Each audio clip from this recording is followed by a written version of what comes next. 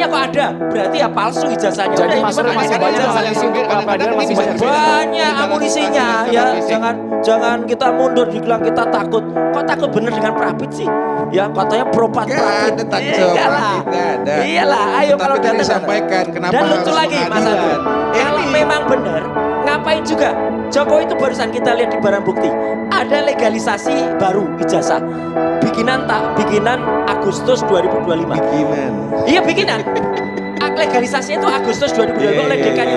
Jokowi mau ngelamar apa Agustus 2025? Itu nanti pasti akan ditunjukkan. Oh ijazahnya nggak ada. Ada strong statement. Padahal ijazah itu sudah disita Juli 2025. Ijazahnya disita Juli Agustus. Ada strong statement dari Bonanwa Silalahi bahwa ijazah Jokowi tidak ada. Dan itu ada bukunya.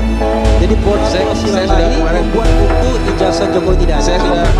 Dia menggunakan administrasi publik. Saya sudah tanya mengenai itu, mengenai tidak ada itu maksudnya dia tidak melihat di KPU. Tetapi faktanya dia mengatakan bahwa memang ijazah itu ada 5. Disajikan ya. Jadi Salah, jangan melintir. Ada ijazahnya. Legalisasi pelintir. Profesor kok pelintir. Gubernur sekali, presiden 2 kali. Jadi gini aja, mereka apa? Salah. Maka tadi kan pertanyaannya kenapa harus sampai ke persidangan kan? Kata Leo Tolstoy, Ya ini, kalau ijazahnya itu ada, maka yang tidak lurus memiliki saja. dasar. Kalau belak-belok itu biasanya bohong. Nah kan, betul kan? Kalau kita pakai prinsip good Tadi kan governance, disampaikan kan? batas kualan, Betul. murni penelitian. Enggak, tapi yang lari-lari kan sebenarnya kan kalau memang pengen langsung ke pokok perkara substansi kan kita bukti. Nah, Tadi ini mau lari-lari panjang-panjang. Yang lari kan beliau. tolong Kita Pak Jokowi straight hadir kok. dalam sidang Kita yang memang hadir. membuktikan Pak ijazah. Jokowi sudah sampai. 712 barang bukti dipertanyakan. Roy Suryo menyoroti relevansi ratusan barang bukti dengan pasal 32 dan 35 UU ITE yang dikenakan kepadanya. Ia mempertanyakan, apakah seluruh bukti itu benar-benar berkaitan dengan unsur pasal yang disangkakan? Polemik makin panas. Semuanya akan diuji di proses hukum. Tidak sah, tapi di tahap pra-peradilan keduanya status tersangkanya dinyatakan sah. Nah, apakah itu bisa disebut cacat prosedural? Jika bisa disebut, sejauh mana cacat prosedural itu memengaruhi keabsahan proses penyidikannya? Terima kasih. Oke, Mas Suryo boleh Mas? Oke, saya dulu ya. Mbak, sebenarnya siapa yang bikin panjang? Ya sejak awal Jokowi sendiri yang bikin panjang. Ya, kalau mau dari awal, udah banyak contohnya. Arsul Sani ditanya ijazahnya tunjukkan. Obama, saya ditanya ijazahnya kemarin saya tunjukkan. Perkara orang-orang masih ribut ya, silahkan aja. Jadi kalau ditunjukkan, dia nggak perlu bikin reuni-reunian, ya pesta-pestaan. Kemudian ada apa? Kalau mau datang reuni UGM Kagama, mana pernah dia datang ke Kagama? Nggak pernah datang juga ke Kagama. Ya, saya selalu datang kawan. Terus itu satu. Kedua, 400 lebih hari ya dibutuhkan polisi itu untuk memberkaskan. Mana ada persoalan sebenarnya sederhana. Kata polisi dulu katanya ini 2 bulan aja selesai. Nyatanya enggak, karena yang palsu. Mana ijazah aslinya saja nggak pernah ada ya. Pakai 712 barang bukti. 712 barang bukti ada ini. Itu isinya apa? Formulir Jokowi ketika mendaftarkan wali kota, ketika mendaftarkan apa? Nggak ada boya, ada mesin ketik juga. Ya, terus ada USB flash disk dari orang-orang yang tidak ada hubungannya. Ngapain juga? Buktinya cukup satu, ijazah aslinya. Dan sekarang kalau ada cerita, dia akan membawa ijazahnya. Kok bisa membawa? Ijazahnya sudah disita polisi, akan membawa bohong lagi dia. Pertanyaan dari mahasiswa dari Mas Suryo. Iya, artinya itu. Jadi banyaklah kebohongannya, udah jelas lah itu. Ya, jadi makanya kalau mau dia tampil di sidang, tunggu saja tanggal mainnya. Udah banyak caranya.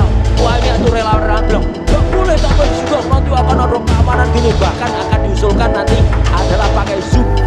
Itu kan udah jelas kan. Niatnya aja udah gak akan datang ke sidang. Dan saya tidak akan percaya dia datang di sidang. Itu satu. Adik, ya itu jelas ya. Hakim tuh clear banget ya. Saya salut kepada Pak Ketut Darmawan. Ketika memutuskan pertama mungkin belum banyak tekanan yang ada. Ya, jadi beliau itu memutuskan clear banget soal penangkapan penahanan yang itu kayak film. Itu kabus PKI itu. Waduh itu animasi yang wow. Waduh itu lakunya. Persis dah pokoknya. Nah itu benar itu gunanya nanti tidak ada orang yang ditangkap seenaknya. Nah ketika kemudian kami menguji pra-peradilan yang kedua, intinya apa? Dari 712 barang bukti tadi, apakah ada hubungannya dengan pasal 32-35? Gak ada, satu pun gak ada. dari pihak mereka tidak bisa menghadirkan satu saksi pun yang bisa menjelaskan. Pasal 32 itu pasal tentang trespassing, kemudian hacking, kemudian juga uploading. Nggak ada semua ijazahnya, ijazah manual kok mau trespassing. Pasal 35 apalagi? 35 itu Mas Andro, itu menjelaskan kalau ada seorang misalnya mentransfer uang, kemudian transfer itu direkayasa sehingga tampak seolah-olah otentik. Nah kalau Jokowi menggunakan pasal 35 berarti apa? Ijazahnya diakui palsu supaya kemudian itu dia akta otentik. Lihat, ada, silakan buka pasal 32-13. Saya hafal karena kebetulan saya juga ikut membuat itu. Jadi ketika seseorang ditersangkakan dengan pasal yang tidak benar, ya kita challenge. Kalau kemarin dikatakan itu nggak ada hubungan, bukan ditolak loh, dia lari. Hakim itu mencoba dan kita lihat ekspresinya ketika misalnya mencoba pakai istilah timing. Tapi yang jelas Mas Andrew, ini akan membuktikan bahwa yang namanya ijazah itu memang akan panjang. Kenapa? Karena orangnya itu kalau kita bagaikan dalam cerita, bumi goncang ganjing, langit gelap-gelap, ketika di Nuswantara ada Petro yang gak pernah mau ngaku. Petro, kamu tunjukkan ijazahmu. Ijazah Jokowi makin panas. Muncul perdebatan soal legalisasi ijazah Agustus 2025. Sementara dokumen disebut sudah disita sebelumnya. Roy Suryo mempertanyakan kronologinya. Pihak Jokowi menyatakan bukti ijazah tersedia. Lantas mana yang benar? Uji di persidangan. Tanya, Jokowi lulus tidak? Jawabannya tidak. Ya itulah. Itu komputernya BM. Mana? Itulah, makanya. Oh iya, kita lebih percaya komputer atau orang? Kalau kita mengatakan asli dan tidak, itu harus didukung oleh faktor pendukung dan argumentasi. Makanya harus Kalau Anda forum faktor terhormat, pendukungnya hanya menunjukkan persidangan, ijazah itu di pemeriksaan gelar perkara pokok. khusus 7 menit Kan mereka dan minta. itu dianggap sebagai Kalau sesuatu mereka minta hal kita yang minta, bermasalah. kita tunjukin. Ijazahnya Masalah. diuji, Kan gitu. bukan Minta Makanya diverifikasi saya data katakan UGM, Tolstoy, rame-rame. kalau bohong Diverifikasi belok-belok, UGM. kalau tidak bohong Tapi lurus yang mereka tunjukkan aja inginkan ijazahnya. adalah Kan itu yang persoalan. yang mereka inginkan adalah masuk ke persidangan. Dan Tapi itu yang kalau paling bilang terhormat. bualan ini luar biasa. Benar. Berarti selama ini penelitian dianggap tidak ilmiah gitu, Prof ya? Oh sangat. Loh, sekarang pembuktian ijazahnya itu yang Bagaimana- ilmiah. bagaimana Orang punya ijazah, dan meniadakan bangga kan punya pernyataan ijazah. resmi dari UGM? Bangga kan? Kalau bangga tunjukin aja. Bagaimana Gak usah bikin meniadakan reuni-reunian, verifikasi gak usah oleh bikin KPU 7 anu kali. lucu-lucuan sandiwara itu gak jelas. Bagaimana ada beberapa Gimana peraturan dari sih? Puslapor? Tanyakan ke masyarakat, sekarang percaya gini, nggak ijazah itu makanya, ada atau forum ini kan ada, Mas Roy. Nggak ada. Sampaikan dong apa kepalsuannya. Kan gampang. Udah banyak kepalsuannya, Sampaikan. tinggal di googling aja Sampaikan. ketemu. Sampaikan kepalsuannya Iya. supaya kita tahu. Ya Sehingga sudah banyak apakah kepalsuan bohong, itu aja apakah kayaknya hanya kelihatan mimpi, palsunya. apakah hanya bualan kan itu. Mas Roy langsung disampaikan secara Sampaikan ringkas, aja. Mas. Sudah, jadi kepalsuannya jelas. Kita sudah sering menyampaikan ijazah yang ada tuh nggak ada embosnya. Ya, ada orang yang belum di embos tuh orang nggak ngerti mak lampir itu ya. Bilang embos aja, shh, tangannya katanya nembus. Padahal tuh ada plastiknya, Prof. Orang kayak gitu kalau dipercaya ada plastik bisa ngerasain. Jadi saya nembus. Padahal ijazahnya tuh embosnya tuh ada di bawah. Dan jarinya dari atas. Bang Refli aja bilang ada embosnya. Nggak ada. Nggak ada. Ini ada saya lihat Tidak di ada. sini kok. Sokol. Saya lihat ada di TV Katanya kok. embos dan soko. Saya lihat di TV Terus kok. watermarknya. Jadi gini ya, kalau kita bicara tentang Boleh nggak saya tanya nih clean penasaran? government. Jadi palsu ini tuh secara substansi atau secara fisik? Masalah dulu Substansi boleh, maksudnya nggak pernah secara fisik, kuliah, secara fisik palsu. nggak lulus. Secara Atau fisik substansi gini, palsu gini. juga? Secara fisik palsu. Saya udah pegang. Secara substansi, skripsinya tidak ada lembar pengujiannya. Tanda tangan di skripsinya Profesor Insinyur Ahmad Sumitro itu dilakukan oleh Artinya putrinya. tidak memenuhi persyaratan. Tidak memenuhi lulus. persyaratan. Putrinya Itu bilang bukan. tanda tangan ayahku tidak kayak gitu. Itu putrinya loh. Tapi betul kuliah di UGM menurut Mas Roy. Lah ya sekarang diuji aja. Ada nggak? Dan kalau Menurut penelitian Mas Roy, sekarang kalau kuliah kan nggak punya ijazah. Ijazahnya Embos, watermark, skripsi jadi sorotan. Perdebatan keaslian ijazah Jokowi makin panas.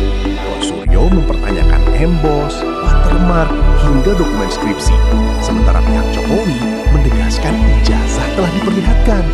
Mana yang benar? Kemudian di persidangan jadi penentu. katanya kurang kan? Ya tambahin nanti dia. Ini mau sampai jilid keberapa, Mas? Mau mencari celah hukum di bagian mana lagi? Bukan celah. Ini adalah amanah yang digulirkan ketika ada Kitab Undang-Undang Hukum Acara Pidana nomor 20 tahun 2025 yang baru. Dulu itu orang kalau mau misalnya mau mempertanyakan pasal-pasal yang dilakukan. Saya bukan ahli hukum ya, tapi saya ikut belajar dikit-dikit dengan kasus ini. Itu kemudian ditabrak dulu dengan pokok perkara. Nah sekarang nggak bisa lagi. Jadi harus benar dulu nanti dalam persidangan. Jadi kita benerin dulu.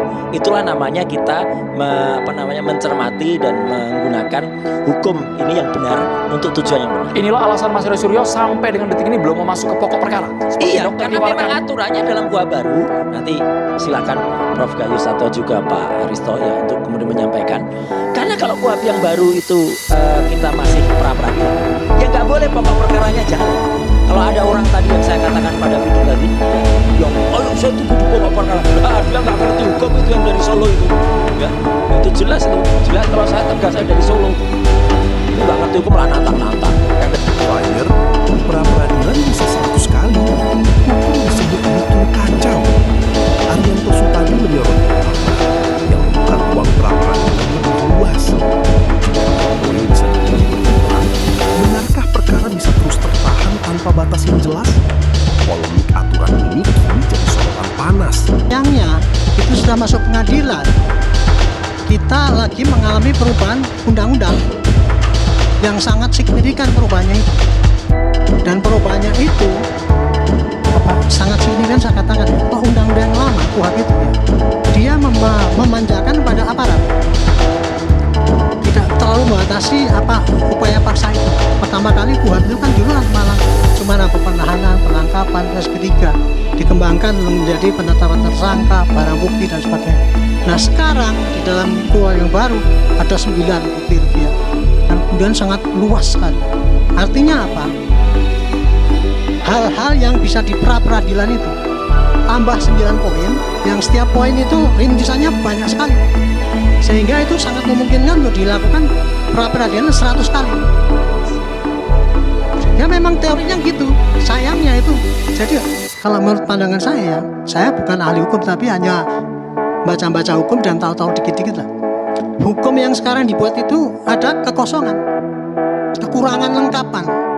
Dulu ngerjaannya kan begini.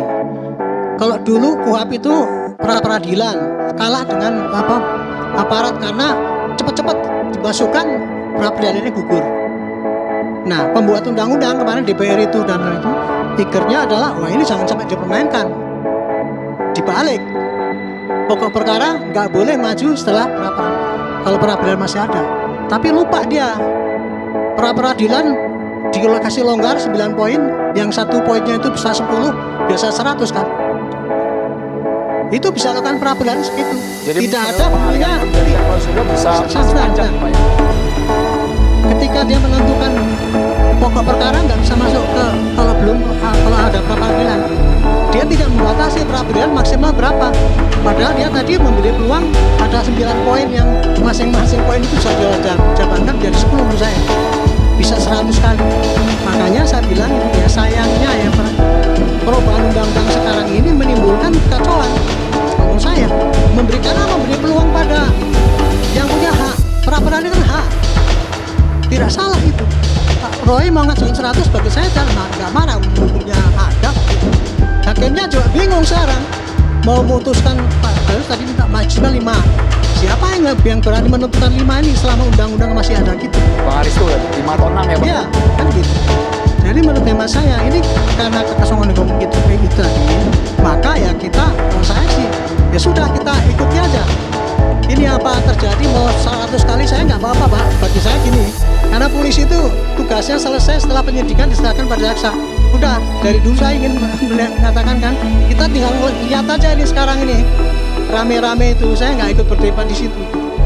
Satu lagi yang makanya menarik, saya sarankan sarankan seperti Pak Gayus tadi itu menyarankan dengan kondisi yang seperti ini kan publik wah ini nggak rampung-rampung kan. Ya pasti nggak rampung-rampung Pak, memang hukumnya kayak gitu Pak. Roy Suryo balas tajam. Soal pra-peradilan yang terus berlanjut, Roy Suryo menyentil pihak yang menantangnya segera masuk pokok perkara. Yang dari Solo nggak ngerti hukum. Pernyataan panas ini memicu perdebatan soal batas hak pra-peradilan dan kapan perkara harus masuk pokok perkara. Terima kasih sudah menonton. Jangan lupa like, komen, dan subscribe. Sampai jumpa kembali.